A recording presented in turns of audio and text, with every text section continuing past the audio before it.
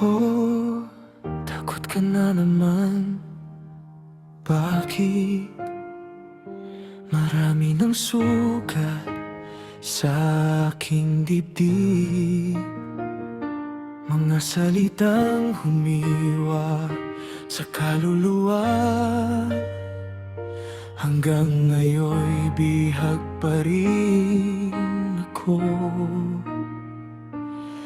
Wala na siya, ngunit bantay pa rin ang anino.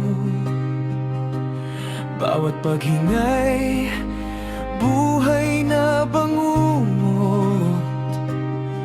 Kahit matagal na siyang lumisan, ang takot niya'y naiwan sa aking puso.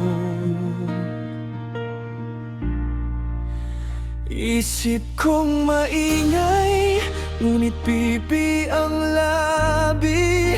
Kahit sa panaginip, ako'y hinahabol. Unti-unting nawala ang aking tinig, hanggang katahimikan ang naging kanlungan.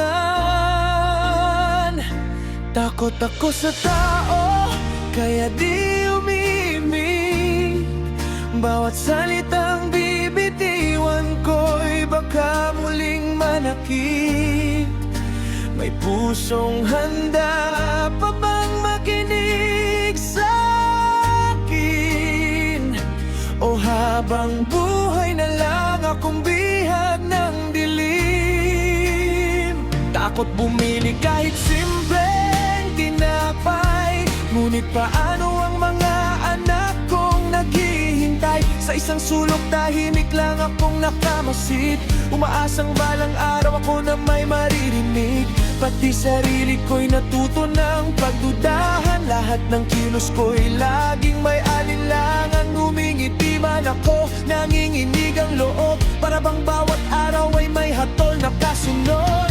Kung sa aking pahingay naroon ka, Panginoon, ikaw ang tani kong kanlungan. Kapag wala na akong lakas tumayo, ikaw ang humahawak sa puso ko. Sabi nila lumaban ka, pero hindi nila alam. Ilang gabing gising habang tahimik ang laban, ngumingiti sa harap pero wasak sa loob.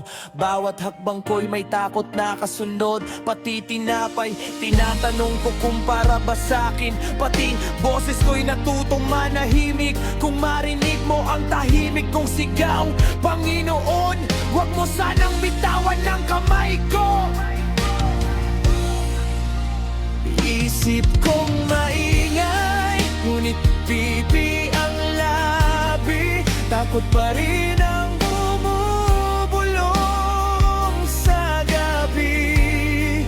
Ngunit habang may hininga kang ipinagkakaloob, hindi ko bibitawan ang munting pag-asa. May pusong may liwanag pa ring sisikat sa kadiliman, hanggat may ikaw na aking sandigan. Patuloy akong lalaban. Isip kong maingay, ngunit nananalig pa rin. Hindi na habang buhay ang aking katahimikan. Balang araw, muli kong maririnig ang sarili kong tinig.